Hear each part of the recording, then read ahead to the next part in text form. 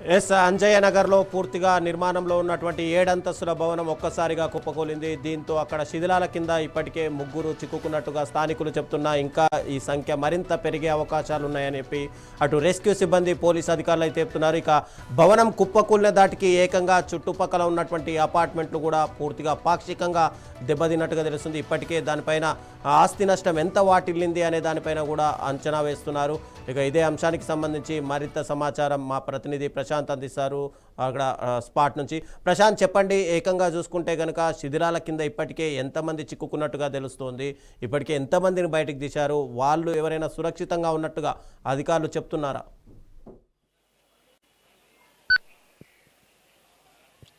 Yes Ravichandra, హైదరాబాద్లో ఇటు metropolitan నగరం, సో ఇలాంటి ప్రదేశాల్లో ఇప్పుడు భూకంపాలు వస్తాయంటే ఇక్కడ అసాధ్యం అని చెప్పాలి. కానీ ఇక్కడ మాత్రం కట్టిన భూ కబ్జాలు ఉన్నాయి, చెరువులు ఉన్నాయి, వాటిలో అక్రమ భవనాలు ఇప్పుడు నేలమట్టం అవుతున్నాయి. అలాంటిది ఇప్పుడు ప్రాంతంలో అంజయ్య నగర్లో జరిగిన ఈ ప్రమాదం అందరినీ కలిసి వెళ్తోంది. సో ఇది సాధారణంగా ఇక్కడ వివరాల ప్రకారం చూస్తే నాలా పైన ఇక్కడ 7 అంతస్తుల బిల్డింగు కట్టారు. సో అక్కడ కట్టిన తర్వాత ఇక్కడ నుంచి గ్రౌండ్ లెవెల్ నుంచి పై వరకు అంటే వేసిన పునాదులు వేశారో ఆ పిల్లర్లు 7 అంతస్తుల బరువుని కెపాసిటీని కాయలేదు.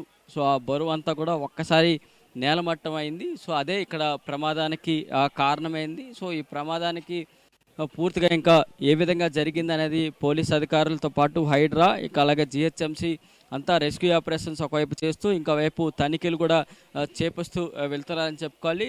ఇంతగా ఒక్కసారిగా ఈ భవనం 7 అంతస్తుల భవనం ముందుకు పడిపోవడానికి సంబంధించి అసలు ఇంత మొత్తంగా జరగడానికి స్థానికులంతా కూడా అసలు ఏం జరిగింది, ఈ ప్రాంతంలో భూకంపమైన కొత్త ప్రశ్నలు తీసుకొచ్చారు. మీరు ఈ ప్రాంతంలో ఉంటున్నారా? ఇప్పుడు ఎలా జరిగింది, ఏం చూసారమ్మా, ఏం చెప్తారు? ఏమో పైన కట్టింది అని అంటున్నారు కానీ మేము కూడా చూడలేదు, దగ్గరకు పోయి ఇప్పుడే చూస్తున్నాం, పోయి చూస్తున్నాం.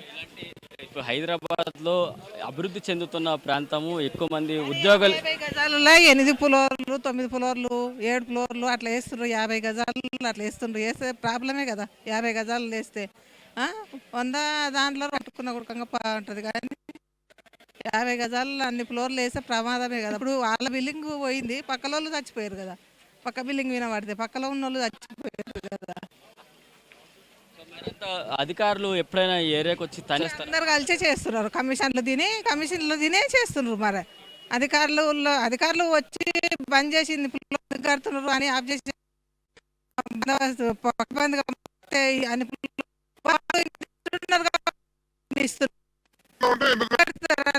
ఫ్లోర్లు కట్టి మందిని చంపుతారా? ఒక ఏరియాలోకి ముఖ్యంగా అత్యవసర సేవలు, ఫైర్ ఇంజిన్ కానీ అంబులెన్స్ రావాలి. ఇక్కడ గల్లీలన్నీ గల్లీలో చిన్న చిన్నగా ఉన్నాయి, అంత ముందు ఇక్కడ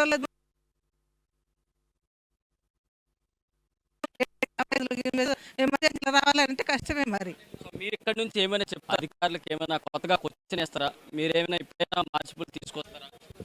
ఇప్పుడన్నా మళ్ళీ చర్య తీసుకొని చూసుకొని కట్టనీయకుండా నేను ఫ్లోర్లు కట్టనీ మంచిగుంటుంది. మరి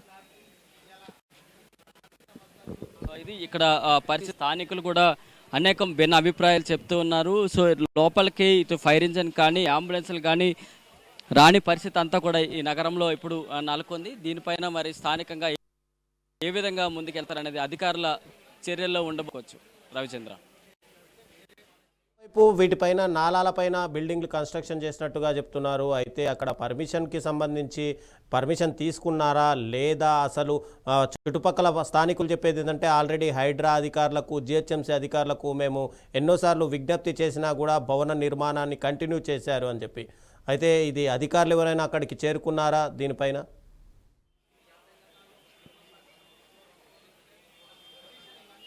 అయితే ప్రజల దగ్గర నుంచి ఏదైనా సంఘటన జరిగిన తర్వాత ప్రజల్లో నుంచి కొంతమేరకు క్వశ్చన్ అప్పుడే స్టార్ట్ చేయడం చేస్తారు తప్ప ముందు నుంచి ప్రజల్లో కొంతమేరకు ఈ చైతన్యం అనేది రాదు. నేను ఎక్కడైనా నేను క్వశ్చన్ చేస్తే నేను బ్యాడ్ అవుతాను అనేది ప్రజల్లో. ఇక్కడ ఇంత మేరకు 50 గజాల్లోనే 7 ఫ్లోర్ల బిల్డింగు కట్టిన ఈ బిల్డర్లకు సంబంధించి కావచ్చు, ఇంత మేరకు ముందుకెళ్తున్నా సరే ఏమాత్రం చర్యలు మాత్రం ఇక్కడ ఏమాత్రం లేదనేది మాత్రం ఇక్కడ స్పష్టంగా కనిపిస్తోంది. సో నగరంలో ఇప్పటి వరకు హైడ్రాకు సంబంధించి గనక మాట్లాడితే ఎక్కడైనా చెరువుల్లో కానీ కబ్జాలు ఏమైనా చేస్తే హైడ్రా వచ్చి దాన్ని కూల్చేస్తుంది అనేది చెప్తూ ఉన్నారు. సో మరి హైడ్రా ఇక్కడ పాత్ర ఏ విధంగా ఉంది, ఇంత మేరకు ఈ బిల్డింగ్ కట్టిన అప్పటికి సరే ఎవరు ఈ బిల్డింగ్ పైన కంప్లైంట్ చేశారా చేయలేదా అనే దానికి సంబంధించి ఇంకా పూర్తిగా స్పష్టమైతే రావట్లేదు. సో మరి ఇప్పుడు రెస్క్యూ ఆపరేషన్స్కి అయితే హైడ్రా సిబ్బందితో పాటు ఫైర్ స్టేషన్ అధికారులు తదితరులు అందరూ కూడా చేరుకుంటూ దీనిని మొత్తం రెస్క్యూ ఆపరేషన్లో భాగంగా వెళ్తున్న పరిస్థితి ఇప్పుడు ఇక్కడ ఉందని చెప్పుకోవాలి. మరి జిహెచ్ఎంసీ అధికారులు అంటే పర్మిషన్స్ ఫైర్ సేఫ్టీ అధికారులు మాత్రమే ఈ బిల్డింగ్స్కి కట్టడానికి ఫస్ట్గా బిల్డింగ్ తాలూకా గ్రాఫ్ ఉంటుంది. సో దాని తర్వాత పర్మిషన్స్ ఉంటాయి, ఫైర్ సేఫ్టీ అధికారులు ఉంటారు. సో అందరూ పర్మిషన్స్ ఇవ్వాల్సి ఉంటుంది. సో అందరూ పర్మిషన్స్ ఇచ్చినా ఇవ్వకపోయినా ఇంత మేరకు 50 గజాల స్థలంలోనే 7 ఫ్లోర్ల బిల్డింగ్ వరకు. సో మరి అధికారులు ఇప్పుడు బిల్డింగ్ కట్టడానికి అధికారులు ఇప్పుడు బాధ్యతలు తీసుకుంటారా, లేకపోతే బిల్డింగ్ కట్ట మేరకు ఆ బిల్డింగ్తో పాటు బిల్డింగ్ పరిసర ప్రాంతాలన్నింటినీ కొంతమేరకు డ్యామ్ చేసిన బిల్డింగ్ ఓనర్లు బాధ్యత అవుతారా, ఎవరు దీనికి చూడాలి. కానీ ఇక్కడ ఈ ప్రమాదం జరిగిన తర్వాత ఇక్కడ స్థానికులంతా కూడా బయటకు వచ్చి అసలు ఏం జరిగింది, అసలు భూకంపం వచ్చిందా లేకపోతే ఇంకేమైనా జరిగిందంటూ మొత్తం చూస్తున్న పరిస్థితి ఇప్పుడు గచ్చిబౌలి ప్రాంతంలో నెలకు. Thank you Prashanth.